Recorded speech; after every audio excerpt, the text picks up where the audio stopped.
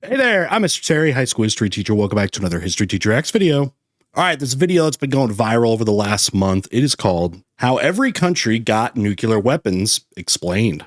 This is by a smaller channel called So Basically, and I'm going to put the original link down below. Let's get them some more subs. Now, this is a topic that does require a lot of historical background, so I'm hoping this is going to be a good mix, because I will also explain on the way. All right, let's check it out. You know, the world never really was the same after the first test, the Trinity test in New Mexico in July of 1945. That's been a famous thing that Oppenheimer said, that knew the world would never be the same. And it is true. There is no going back to the pre-atomic days. We all know the story of how the United States was the first to develop the nuke. But today, there are now 10 countries around the world that have successfully created them. Some helping each other, but most in secrecy, involving a lot of spying, rivalry, and betrayal. One of the earliest videos that I ever covered on my channel was that famous one where it goes like over, it has a map kind of like this, and it goes over every atomic bomb detonation, and it has, you know, the two on Japan, but then all the other tests, and that goes over that too. You might want to check that out. Maybe I'll link that at the end as the kind of suggested next video. That one I like to show in my classes, and it's really alarming to see just how many have gone off in tests. It's crazy. Each of them have a story just as interesting as the US's Manhattan Project, but are rarely told. We're going to go through the full timeline of how the 10 countries raced each other to build this technology, and also the other countries that came close and might soon be added to the list. I think the interesting ones is which did it independently, and then which ones were given the technology by an ally, because that brings in a lot of historical connections. The story begins in 1938, when German scientists first discovered nuclear fission, the ability to split atoms releasing massive energy through a chain reaction. The following year, Albert Einstein would warn the US of the dangerous possibilities in weaponizing this technology. Sent a letter to Roosevelt. The United States was famously the first to create nuclear weapons. Now, something to add to that, interestingly, is that the 1930s was this atomic science era. There was just these breakthroughs with Einstein and a lot of other scientists that had Jewish ancestry. And it kind of seems that, well, like, shouldn't Germany have been the one to really crack that code, if you will? But a famous thing is that a lot of Jewish scientists were distrusted during this era of the, no Germans. And a lot of them fled, that country, like Einstein, but others as well. But again, it was seen as like Jewish science. So they wanted more German type scientists. And what we find out is they were a good couple years behind the US. After a long and secretive operation against the backdrop of the Second Here's the World Trinity War, test. Scientists from the US, UK, and Canada collaborated in the Manhattan July of Project. 45. They spent nearly 1% of the US's entire GDP on the effort, as they were racing the Germans, who were also working on their own nuclear program, but to much less success. Right. Germany had... the powering of it, what to use, what to cool, what to do, all that, they were very different. I have to watch the Oppenheimer movie again, and they explain some of that. The science. Rendered by May 1945, but in July, while President Truman was at the Potsdam Conference with Stalin and Churchill planning what to do with Germany, Truman was secretly informed that the Trinity test in New Mexico was successful, and it's also where Stalin, it seems like, also knew but didn't really react to it. But I think we're pretty sure that Stalin already knew, because by then a lot of the technology had already come over to the Soviet Union through the spying. Was it Fuchs? I forget the guy that actually was the one to sort of spill the beans. His whole idea, and there were people, I think some debate within the community to develop the atomic bomb, that the United States should have worked together with the Soviet Union to develop this thing because they were allies, right, against the Germans. So that's why you had some of the leaking of information to the Soviets. Now possessed the most powerful weapon humanity had ever seen. Truman told Stalin that the US was about to use this weapon on the Japanese. Although at the time Stalin was already working on his own nuclear weapons project and had spies within the US's Manhattan Project. Is the guy on the left, is that him? I can't remember. Wasn't it the guy that came over from Britain that they started using with Britain? Was that Fuchs? God, I forgot the names. Secretly furious that the Americans had beaten Not them Oppenheimer, though. bomb. The following month in August, the US unleashed Fat Man and Little Boy on Japan, forcing their surrender, ending the war, but starting a new race around the world for everyone to catch up. Yeah. The Soviet Union was second. By the way, this is when Oppenheimer said, because he was always very conflicted kind of about the bomb. He kind of thought of it, I think, as a necessary danger because of the Nazis, and then, you know, being able to stop them with that. Tone changing maybe a little bit with it being used on Japan, extra motivation against the Germans to beat the Germans for that.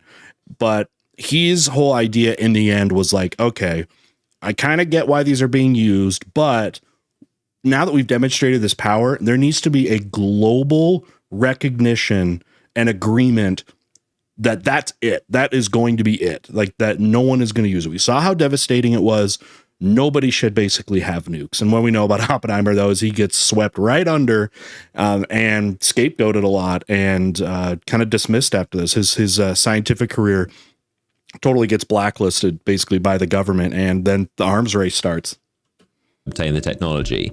Having started as early as 1941, after noticing German, British, and American scientists stop publishing papers on nuclear fission, they suspected they were also working on creating weapons. The program was accelerated rapidly after So seeing they were the grabbing Americans' all of nuclear those attack atomic on physicists. Japan, and while they had a lot of information from spying on the US programs, they were worried of potentially being fed uranium misinformation from double agents. Because of this, they didn't trust the stolen American design, so they still ended up doing a lot of their own research. Using many captured German scientists, they built their own project while also using the United States' designs to check it was correct. Yeah, it does seem that that information was actually used. But that was good. I'm glad he put in some nuance, that it wasn't just a carbon copy of the US design. And I wasn't sure how much of it for the Soviets was like their own versus how much they inherited from espionage. So, okay. Earlier than the US expected, in 1949, the Soviets successfully completed the RDS-1 test in Kazakhstan. The US no longer had the monopoly on this technology, and this would create the Cold War arms race with the United States to stockpile as many nukes as possible. The United States was able to like scientifically detect that. Is it in Alaska or whatever? I forget which station or wherever it was that detected that first blast. Now, what's interesting, so that was in 1949. That really, really made Western nations afraid. And this is going to push on and urge on the creation of NATO directly because of this. The third country was the United Kingdom. Now, you might assume that the US would have helped them as they were key allies fighting side by side in both world wars, and in theory, America would want to empower their good friends in Europe, but this was not the case. The UK pioneered a lot of the groundwork on nuclear weapons before the US with a project called tube alloys starting in 1940. They did this with the help of German, Austrian, and Polish scientists that were fleeing Germany at the time. Yep, again, a lot with that Jewish background that were no longer welcome in Germany before the war. And lucky for them, got out before things like the Holocaust. So, yep, it was a big failure from the Germans to do that because they had every tool imaginable to be the ones to develop atomic weapons first. They had it. They were ahead of everybody. They had the scientists, but their whole, platform just had no room for these types of scientists. But due to limited resources fighting the Second World War, Britain handed over all of their work to the US, merging it with what would become the Manhattan Project and providing a significant amount of research under the Quebec Agreement, stating that the US and UK would share the technology. And that's where the leaks came from. Use it on each other. But in 1945, when the US successfully tested and used its nukes, they also terminated the agreement and didn't share the final results to Britain, keeping it to themselves. This prompted the UK to resume its own nuclear program, and this was done quickly as they had already done a lot of the work and controlled most of the world's uranium. Do you think that was a bad decision to not share that information with the British, by the way? One thing the United States did help do, though, was facilitate and help with some of the testing, I believe, of British nukes, because they didn't really have some of the territory and stuff for it, from what I understand. The UK successfully completed its first test called Operation Hurricane in 1952 Australia. at Montebello Yep. Island, that's just above Australia. That makes the most sense for them. Meanwhile, after the Soviets had developed nukes much faster than expected in 1949, the US immediately began work on a newer type called thermonuclear weapons. Right. Unlike the standard atom bomb, which uses fission to split atoms, Fusion. these use fusion to combine atoms, the same process that happens inside stars, and these are significantly more powerful than atom bombs. Scientists like Oppenheimer, who led the Manhattan Project, warned the US not to develop these because of the extreme danger to mankind and where this nuclear arms race was going. But despite this, President Truman... But it's just, it was so hard because this is happening during, I mean, it's hard to call it wartime, but like Cold War has started now and there's that competition and you just distrust the enemy so much that, you know, is everyone actually going to commonly do that? But people don't want to do that when they feel like they're on the brink of war, which is the United States and Soviet Union did. They will always want to have that thing in their arsenal to be one up on something important. And that was that. You know, if the United States maybe in the Soviet Union were truly ideologically aligned, you know, from the start, then maybe there wouldn't have been that hostility that existed even as the war was ending. Like it wasn't even over yet in World War II, but that just wasn't the case. Remember, this was an alliance based on necessity of another common enemy, and that was it. Truman gave the go-ahead to continue. In 1952, the United States successfully completed Ivy Mike, the first test of a hydrogen thermonuclear bomb over 450 times more powerful than the one dropped on Nagasaki. All that messed Soviets up. then completed Indigenous theirs people in and lands. 1955 called the RDS-37, and the UK completed theirs in 1957 called Operation Grapple. Because of this new threat of hydrogen bombs, the US then decided to re-sign a nuclear agreement. Truly, that one really does look like a mushroom. This stuff just scares it. Does this stuff freak any of you out? Like, oh my gosh. With the UK the following year in 1958. Now, I'm not going to lie. If I could, I guess, at a safe distance, watch one of these, given the opportunity, knowing that I wouldn't be harmed or anybody would be harmed and it wasn't bankrupting something. You know what I mean? Like if there were no other consequences to just be able to see one, that might be something I would want to see. The fourth country was France, who already had a few scientists working on the Manhattan Project and started their own nuclear program after World War II, collaborating with Israel, but mainly focusing on energy instead of weapons. It was in everybody's best interest to have the nukes. Embarrassment of the Suez Crisis and increasing tensions between the US and Soviets prompted France to want their own deterrent strategy and to retain their place as a great European power. The United States was much more against the idea. Again, once it was basically found that, okay, everyone is not going to be mutually agreeing to stop this type of production, then it instantly becomes in your country's best interest to have these type of weapons as a deterrent for future conflicts, right? It's like if everyone can't agree on it, then everybody needs them. I know how weird that sounds, but the logic, I guess, kind of follows, leading to the mutually assured destruction idea of France having nukes than Britain, as France had a slightly different policy on how they could be used, so France developed them almost completely independently. The French President Charles de Gaulle spearheaded the effort and stated that nuclear weapons were essential for France to be a truly sovereign and great power. He also wanted strategic independence from NATO and the United States. They sourced uranium from its colonies in Niger, Gabon, and Madagascar, which was a huge help. And despite being in ruins after the Second World War, the French scientists worked tirelessly. Now, the U.S. can mine it. I think with the Manhattan Project, wasn't it mined out of like Tennessee, I think? I'd actually be interested. I want to look at maps or something and look at where are plutonium and uranium deposits found, like where in the world, because I think that would be an interesting connection and correlation with those that have it. So because obviously if you don't have it, it means you have to get it from somewhere else, and I know that becomes problematic, especially for countries that aren't allied with each other, to see that type of technology dispersed to new potential enemies. That's how it is. They successfully carried out their first test in 1960 called the Jerbois Blue in the French colony of Algeria in the Sahara Desert, and then its first hydrogen bomb in 1968. You know what? It's the 60s, so we're going to have the Algerian War here, and that is a brutal independence war for the Algerians. Now, that makes sense, I guess, from the geographic perspective of like Algeria has a lot of, you know, desert. You can go bomb the Sahara, I guess, semi-safely. But you wondered too if it was a way to like intimidate the people that are building an independence movement in Algeria. Because one thing we know about the French is they were not willing to just hand over their colonies. Unlike some places, maybe like the British, that were a little bit more, I don't know, eager to leave some of those colonies after World War II. France was holding on to them. You saw it with Vietnam, and you're gonna in the 50s, and then you're gonna see it with Algeria in the 1960s. China would be the 5th country on the list wanting their own nukes as a deterrent against the US. Yep. Initially, they received a lot of help from the Soviet Union as they saw China as a useful ally, but as Khrushchev began de-Stalinizing, China's chairman Mao denounced Khrushchev's more cautious approach to the West as being too soft and not in line with the true communist principles. They diverge away, because it seemed like at first, the Soviet Union was very influential.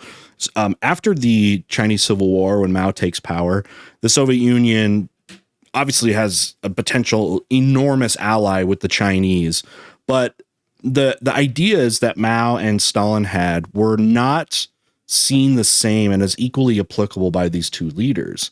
I don't know if there's also the alpha male thing, like China doesn't want to be like the son to like the daddy Soviets, you know what I mean? They want to be their own thing, and it did apply a lot of kind of different ideas, especially when it comes to their large agrarian population in China, of having sort of a communism for China. But yeah, this is about the time where they're gonna disperse from each other and stop working together. This led to a rift between the two nations as Khrushchev withdrew all its help from the Chinese program, leaving them to do the rest of the work alone. Right. China continued their development with impressive speed, especially considering they were dealing with the challenges of the Great Leap Forward and Cultural Revolution. Significant resources were poured into the effort, and they also discovered large deposits of natural uranium, which massively helped. Oh, did they show it to the young? The Chinese. So they were developing it during the Cultural Revolution. Now, the Cultural Revolution was really a response to the horrible years of the Great Leap Forward and the massive famine that killed tens of millions. And the Cultural Revolution in the 60s was really, really aimed at the younger generation of China, because those are the people that weren't there during sort of the glory days, if you want to call it, of early communist success with the Civil War and everything. And they were very fearful that obviously these young people, that what they had experienced about growing up in China was famine and hardship, that they really went hard into those the kids, right? You're going to get the development of the Little Red Book, which is, Mao's philosophies and all that stuff pretty much being shoved down the throats of people. But yeah, they were showing like them putting on the goggles. I was wondering if some of those Mao youth, I forget what the young revolutionary groups were, the Red Guard, Red Guard, they were called, right? If they actually got to witness that stuff as like a further way to entrench these young people into Chinese cultural superiority. Imagine being a kid and seeing those kind of bomb tests. Probably amp you up, man. They successfully detonated their first atomic bomb in the large dried-up lake of the Lop Nor region called Project 596. Dude, they're and only lit 32 months later, they tested their first hydrogen bomb, which is impressive, as this is the fastest any country has ever gone from fission to fusion bombs. Interesting. Okay, I did not know that. The country was Israel, who is the only nation in the world to never actually acknowledge possessing nuclear weapons and have never declared they exist. So nobody knows exactly when or how many were created, but lots of details have leaked. That's an interesting thing to think about as policy, because usually when you have nukes, you want people to know it, because they're supposed to be a deterrent to keep people from like messing with you. So when you get it, you want to talk about it. In fact, a lot of the instances we have about people talking about their own nukes is them really like exacerbating how many they had. Like under Khrushchev, the Soviet Union probably had way fewer nukes than they actually had, because you want the impression of having a ton to be a deterrent. This seems almost like counterproductive. So nobody knows exactly when or how many were created, but lots of details have leaked. As mentioned, the Israelis were working with the French since the 50s on nuclear You wonder energy, if they wanted to. France helped Israel build a secret nuclear facility in the Negev desert, which became a problem in 1963 as US President Kennedy became concerned the Israelis were developing nuclear weapons. I was just thinking, I'm wondering if it was like maybe they didn't talk about having them because it was kind of under agreement that the other countries that help them with the research and the production of them didn't want that getting out. So it was kind of like, we're going to help you with them, but you can't really tell people you're doing it because then they may get mad at us or break some other types of agreements that you may have with other countries. Because this era, there was a lot of agreements now starting to go on because all this testing and stuff that was going on in the 50s and the 60s was getting out of hand. I mean, it was an environmental hazard and hazardous in so many other ways. He finally started getting the first treaties to kind of slow this stuff down. JFK was strongly opposed to this and demanded the US be allowed to inspect the facility to ensure it was being used for energy and not bombs. Israel repeatedly denied and delayed the US demands, only allowing careful, staged inspections while concealing hidden underground facilities that were later revealed to be creating weapons. Israeli Prime Minister and founder David Ben-Gurion was reportedly obsessed with obtaining nuclear weapons, and it created a rift with the United States, who weren't close allies at the time.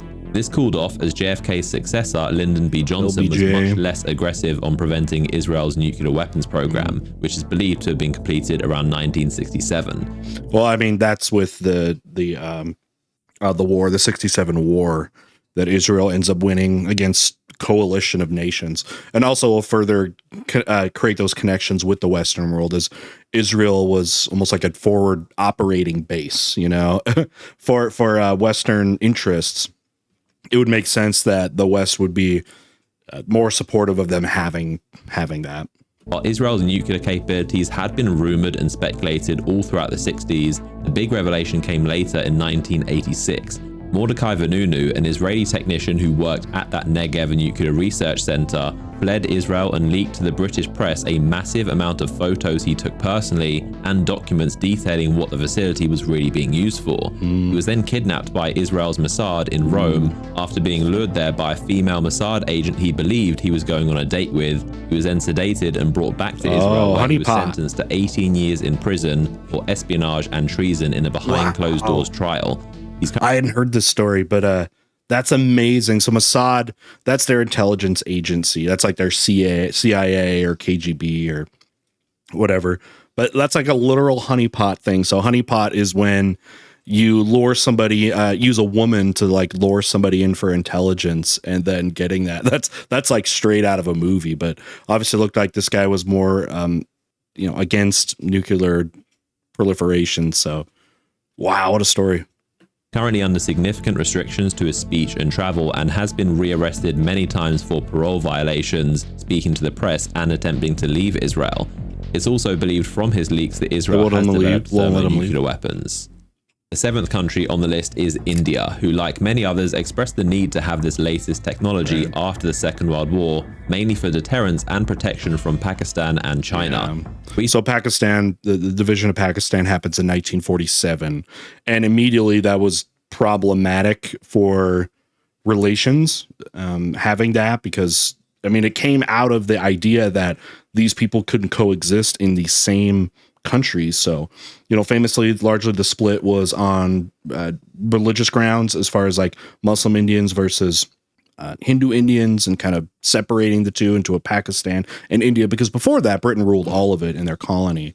And as they were getting closer to independence, especially from the Muslim minority, wanted to have their own state once they become independent, because they feel like they would be pretty much taken advantage of and exploited or whatever, being the minority group. So right there already you're on some tough diplomatic ground. So India's going to get it, and then I'm sure they're going to talk about Pakistan. Research began in the 1940s, but would take several decades to complete the process. This was accelerated after India lost a border war with China in the Himalayas in 1962 to stop Chinese aggression. It had first been developing nuclear energy, getting supplies for its reactors from countries like Canada and the US, while secretly using them to develop weapons. Consider at this time nuclear successfully energy completed in 1974, codenamed Smiling Buddha, in the desert of Rajasthan, in which they called a peaceful nuclear explosion. This test drew worldwide condemnation and sanctions, as India was using a Canadian reactor provided for energy purposes, and because they refused to sign the Nuclear Non-Proliferation Treaty. This is Canada? Because, dude, if you got information, man, how valuable that type of information would be. You can go to the highest bidder. I mean, I don't know if it's going black market now.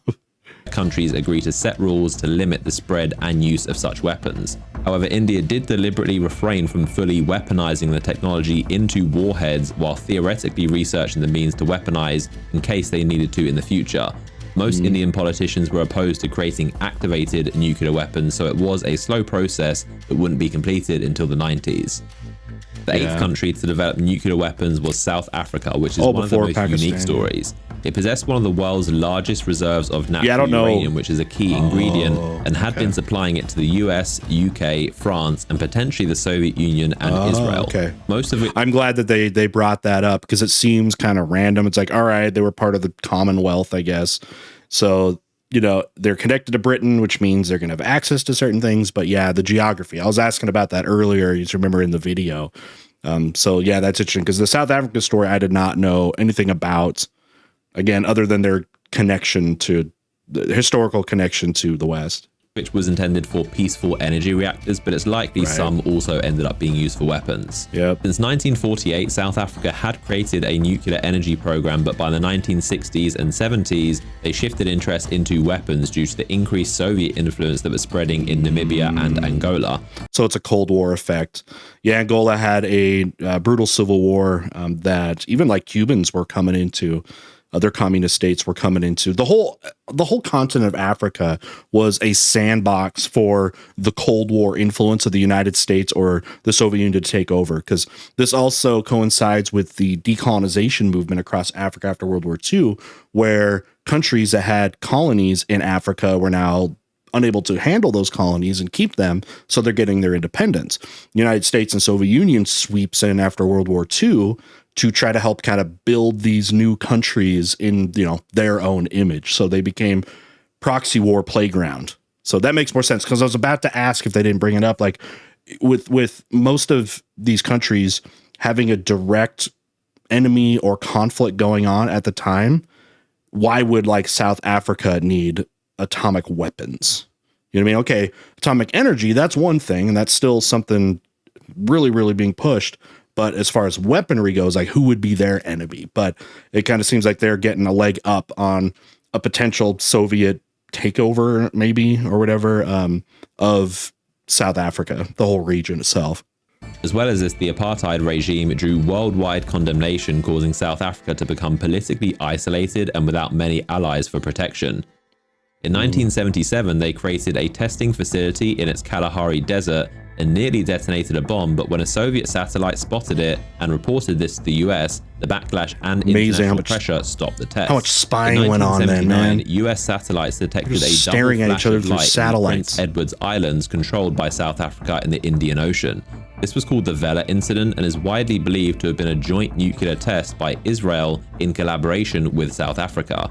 They likely allowed Israel to test its weapons there in exchange for South Africa gaining some of this research for its own program. I was wondering why the connection. Weapons yet at the time. They could help each other. By the mid-1980s, it had created 6 nuclear bombs, roughly the size of the one dropped on Hiroshima, and it's believed to have achieved this with the help of Israel, likely in exchange for its large uranium supplies. And had rockets. South Africa maintained deliberate ambiguity around its weapons, never admitting to having nukes, similar to Israel, to act as a deterrent from hostile nations. It's like, we don't have them, but we have the technology and all the pieces are ready, but like technically, you know, you can get kind of overly technical with the definition.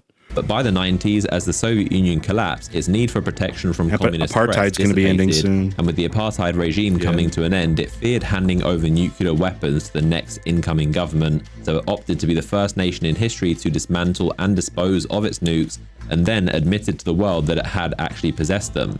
The designs were destroyed and the enriched uranium was locked in a nuclear facility vault, although in 2007 armed intruders breached the facility and came close to stealing the materials before being stopped. And there are still fears today about this weaponized uranium falling into the wrong hands. That's fascinating. Pakistan would become the 9th country, beginning the process in the 1970s after losing a war with India, their biggest rivals, in 1971, causing East Pakistan to become Bangladesh. Their prime minister said that if India builds the bomb, we will eat grass or leaves, even go hungry, but we will get one of our own.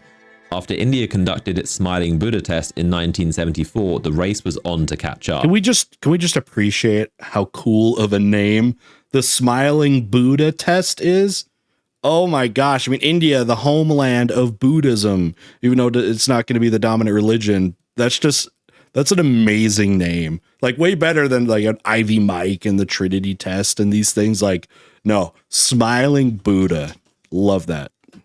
Abdul Qadir Khan was a Pakistani scientist who, while working at the Dutch nuclear facility, stole top secret intelligence on how to enrich uranium and brought them back to Pakistan, which was a main foundation. I was wondering a little about how they got the technical specs. They also had significant help from China, who provided expertise, materials, and blueprints to develop a bomb. This was because China wanted another ally against India, also being one of its rivals, and saw the benefit in arming Pakistan. Well, India's situation has always been interesting because they declared themselves basically independent. There's what's called the non-aligned movement in the Cold War, which are countries that were actively trying to not pick a side in the Cold War, where so many countries did, right? It's like you're an US ally or supporter or aligned, if you will, or Soviet. And India, obviously being a massive country, would newly independent would be a place that United States, Soviet Union would love to have as an ally. But with India not, being non-committal on that situation, I guess it makes sense then go after their neighbors. The United States did that with Pakistan as well.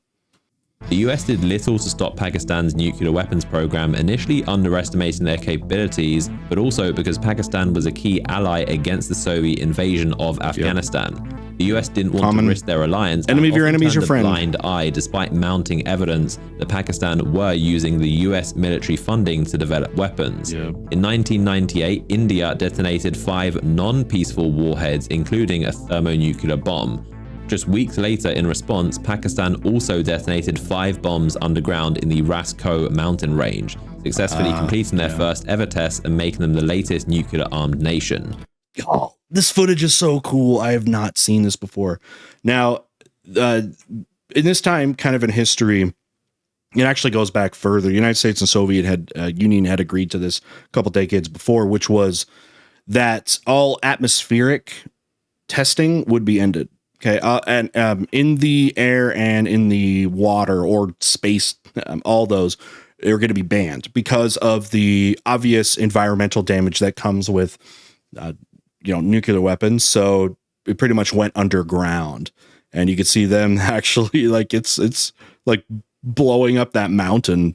This is so interesting. I want to see it again. Range, successfully completing their first ever test and making them the latest nuclear-armed nation. Wow. While India operates a no first-use policy, meaning they are only for deterrence and to be used in retaliation to such weapons being used on them, Pakistan operates a first-use policy, preserving the right to use them however it sees fit, and indicated it would use nukes against India even if no nuclear weapons were used on them. Is that the mountain they tested in? While this policy concerns many nations, it has proved successful for Pakistan, leading to a weaker response from India in their many conflicts since, out of fear of how Pakistan might respond. An Indian military spokesperson said that Pakistan's threat of nuclear first use has deterred India from seriously considering conventional military strikes. Right. Abdul Qadir Khan, the man mentioned earlier for stealing the Dutch nuclear blueprints and dubbed the father of Pakistan's nuclear program, confessed in 2004 that he had been involved in illegally selling nuclear weapons technology to North Korea, Iran, and Libya. Oh, so this guy, and now you see how they're going to be enemies of the West, because I was saying, I don't know how many minutes ago, I was saying about how, man, if you've got this information, you better believe you're going to get approached by people that can offer a lot of money. And yeah, that's happening. Holy cow. I remember this in the 90s when I was growing up. I was in junior high, and it had been talked about India and Pakistan were very close in war. And I remember that as a kid, hearing about that and didn't know much about the history between the countries. I definitely didn't know about the partition, but I remember in the 90s, it being talked about that those two countries could have been close to like nuclear war. And that was really scary. Kind of came and went though. None of these countries are a part of the non-proliferation treaty. It drew worldwide concern about the uncontrolled spread of this technology. Wow. North Korea became the 10th and final country so far to develop nuclear weapons. The North Korean founder Kim Il-sung saw now you know where they got weapons as crucial to ensuring his regime's survival and asserting its power to the world to deter longtime rivals South Korea and the US. I mean, this goes in perfectly with the philosophy that Kim Il-sung was trying to develop, the Juche philosophy, which is basically screw the rest of the world, leave us alone kind of thing. And the leave us alone thing, it can be best defended by having some kind of nuclear deterrent. So it fits perfectly with the ideology and just their history. All right. I mean, the reason they had this kind of like screw you the rest of the world idea was because you got to look at their last their centuries of history. They had been previously ruled by the Japanese, and before that you had time where the Chinese were occupying or at least forcing them into like tribute relationships and stuff like that. They've been this like victim of colonialism and foreign pressure for so long in their history. This was a way to maybe be able to preserve that autonomy that they've wanted in Korean society for so many years. In the 1950s, the Soviet Union initially helped them develop their first nuclear research facilities for peaceful energy purposes, with many North Korean scientists being trained in the Soviet Union. Both China and the Soviets refused North Korea's many requests to help them develop weapons, and towards the 1970s, North Korea focused on building their own nuclear program using its own large natural uranium deposits, which proved essential as they didn't need to rely on sourcing it from any other country. How much of they could get? By the 1980s, the US became aware that North Korea was using spent nuclear energy fuel on creating weapons. Then, in the 90s, North Korea signed the Nuclear Non-Proliferation Treaty, despite secretly building weapons and delaying inspections from the International Atomic Energy Agency. In 1994, the US offered them light water reactors which would allow for peaceful nuclear energy production, while making it very difficult to use them for making weapons like their current graphite reactors were. The North Koreans kind of like grabbing them a little bit, being like pulling them to this other direction. It's like, okay, if we don't help you with the energy potential of, you know, this type of technology, if we don't help you with that, then you're going to be more likely to develop it in other ways too. So it's like, we're going to bring you in this area as kind of an agreement, and you would hope it would influence them getting away from it being weaponized. They initially agreed to this deal, but it ultimately broke down in 2002 due to a lack of trust between the two countries. The US accused the North Koreans of secretly enriching uranium, violating the agreement. Remember the Axis of Evil speech that George W. Bush did? This is some of that, the fallout of some of that stuff. This led North Korea to officially North Korea being a part of it, Non-Proliferation Treaty and continuing its weapons program. As well as the initial help from the Soviets in the 50s on energy, they also had some limited help from China, but most importantly, Pakistan, as mentioned earlier, which was crucial to their development. In 2005, Kim Jong-il claimed to have possessed functional nuclear weapons, and the next year, in October 2006, they completed their first successful nuclear test. He's dead now, too. It was so small, at an estimated 0.5 kilotons, experts believed it didn't go off correctly and may have malfunctioned. I've heard of that. In 2009, while Kim Jong-il's health was rapidly deteriorating, in what's believed to have been a show of strength, they detonated a second, much more powerful bomb, and a third in 2013. Then in 2016 and 17, it tested its first thermonuclear bombs. Got footage of this? Now, while those are the 10 countries that have made their own nuclear weapons, there are lots more that hosted nukes from other countries under alliances for protection and deterrence. I was wondering if they're going to talk about Ukraine. That's a really important one to understand their history with it, due to the current conflict. I'll see if they do that. During the Cold War, the United States held nuclear weapons in Belgium, Germany, Italy, the Netherlands, Turkey, Greece, Denmark, Greenland, South Korea, Japan, the Philippines, Taiwan, Canada, Morocco, and Puerto Rico. Although just spread out across the whole global north. Look at that. Some of these were brief, and some of them only had vehicles that contained nuclear weapons. Although most of these were removed towards the end of the Cold War, US nukes still remain today in Belgium, Germany, Italy, the Netherlands, and NATO Turkey. nations. The Soviet Union also stored significant amounts in their Soviet republics, with the most being in Ukraine and others being inside Belarus, Latvia, Lithuania, and Estonia, Georgia and Armenia, Warsaw Pact, Kazakhstan, Uzbekistan, Turkmenistan, and as well as briefly Soviet in republics. Cuba. All of these were since removed. Yeah, Cuba. You're going to see that. I mean, a lot of that, you go into the history there of before the Cuban Missile Crisis with Bay of Pigs. I mean, actually before that, the Cuban Revolution and Castro taking over, which is going to push Cuba more to be aligned with the Soviet Union. And also the fact that the Soviet Union knew that, places like Turkey, which are right on the border of Russia, they felt was an act of aggression and felt justified given what was going on in Cuba with a aligned country, I guess. But having that kind of proximity to Russia seemed to justify the idea that the Soviet Union then should have, they should be justified in having an arsenal within close distance of the United States. Now, what ends up happening out of that after with Khrushchev and Kennedy is that Cuba the Soviet Union will remove their missiles from Cuba, which, by the way, really, really pissed off Castro and the Cubans. They felt like they were abandoned by them and just used as a pawn, which they were. And then, interestingly, the United States pulled theirs out of Turkey, but the U.S. said that they would not publicly announce that. And Khrushchev actually, even though he knew about it, interestingly, never told that a victory in the Cuban Missile Crisis, if you want to call it that, was removing those missiles from Turkey. He actually kept that promise because he said he wouldn't say. And interestingly, that may have been a reason that he was seen as weak and ineffective, and he was removed from power, but stuck to that because it looked like from a lot of the population, the inner party, that he was the loser of that Cuban Missile Crisis conflict, not getting anything out of it, but they did. And dismantled with the collapse. He went down with his own secret there. In 2023, Russia again provided Belarus with an estimated 130 warheads. There are also several other countries that were working on developing their own nuclear weapons. So you talk about Ukraine? The work due to international pressure or lack of resources. These include Argentina, Brazil, Sweden, Romania, Algeria, Libya, Iraq, Iran, Egypt, Syria, Taiwan, and Japan. Many of these countries were actually very close to successfully developing the technology. When you look at all of them, there's all an immediate context of rivals. Well, first off, all of it comes within the Cold War context. But like Japan and their history with China, Taiwan, their history with China.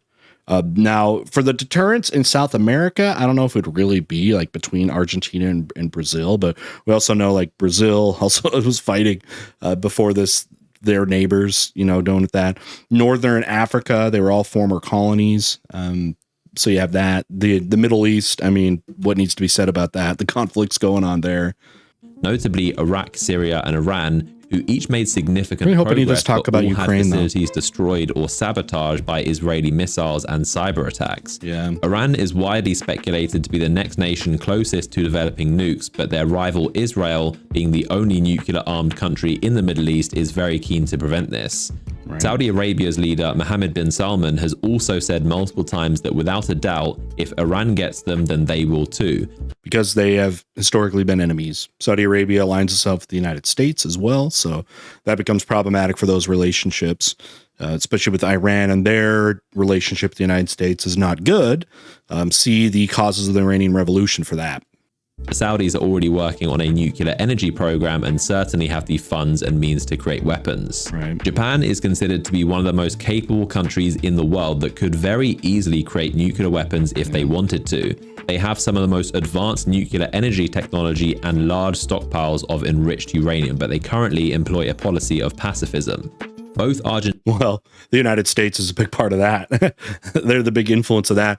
After World War II, the conditions were essentially that Japan was not going to be able to build up a military like they did, and that the United States would basically be the military force of Japan. I mean, you look at today how tiny the Japanese military actually is, because again, it is being supported by the United States protection. So that's kind of the big reason. Now, if things go on like they do, like in the current administration with like the Trump administration, it seems like there's being a push to not be the military protection of a lot of these countries like we are. So if that means Japan being one or Taiwan being one, you've already seen like with NATO, those countries that kind of agreed to not develop those types of programs with the idea the United States is going to protect them, that they would then be more likely to develop on their own. It really does not look like they're going to be talking about Ukraine, so I think that's really important.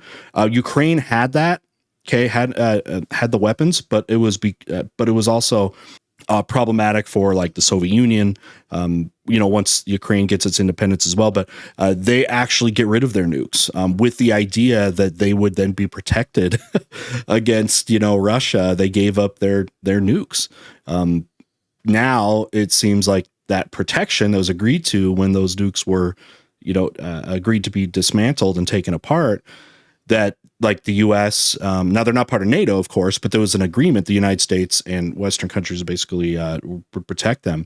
That is not being talked about right now, and we'll see with the current conflict and how that's ending right now. How different it would have been if, say, there was more intervention from like the United States, and there already was a ton, of course, in the current war, but if the Ukrainians were able to keep their atomic program and keep atomic weapons, would you see the conflict that we've seen right now? And it looks like it's going to be a lose-lose situation for them where they gave them up and they are not going to be successfully protected against. So that's kind of the Ukrainian story there. Argentina and Brazil were also extremely close to completing their development, having created the infrastructure and technology. But interestingly, Mexico proposed the Treaty of Tlatelolco, declaring the entirety of Latin America to agree to not having nuclear weapons. And Tlatelolco, wasn't that one? Was that one of the groups that made the alliance with the Aztecs? There was the multiple kind of tribes that unify, that makes the empire. Every country in the region of Latin America to agree to not having nuclear weapons, and every country in the region eventually signed it, except for French Guiana, because it is technically a territory of France, which is a nuclear-armed country, although the territory is still considered part of the treaty and France does not store nuclear weapons there. There are also similar treaties in place around the world since then, which have agreed not to host, develop, or test any nuclear weapons, such as the Rarotonga Treaty covering the South Pacific, the Pelindaba Treaty covering the... No more bombing the South Pacific, please. It's already been bombed into obliteration and has ruined so many of the people and places of that region. Africa, too. They were the French and the British. The British, too, do some of their testing in Africa. Basically, everyone was bombing their colonies for testing. Such as the Rarotonga Treaty covering the South Pacific, the Pelindaba Treaty covering the African continent, the Semiplatzinsk Treaty covering Central Asia. Yeah, and that's where the Soviets blew up everything. What is it like Baikal? That's like the nuclear lake now. They did so much testing that it's like ruined. The Bangkok Treaty covering Southeast Asia, and the Antarctic Treaty, which prohibits any military activity. However, while these treaties are useful, most of the world's nuclear-armed states store their nuclear weapons inside submarines, which means they are everywhere and anywhere, secretly hidden inside the oceans at any given time. International waters, this acts as one of the strongest deterrents, as even if a country's launch facilities were completely destroyed... Gosh, you just blast them out of the ocean like that. That's just like so crazy. Do you remember that story where... the Russian sub, right, that thought that there was like a nuclear attack, and what was it? There's like 3 people on the sub or whatever that have to agree to actually launch it, and 2 of them did, and then like the one guy didn't, because he's like, hey, I think it might be a false alarm kind of thing, but he may have saved the planet at that time.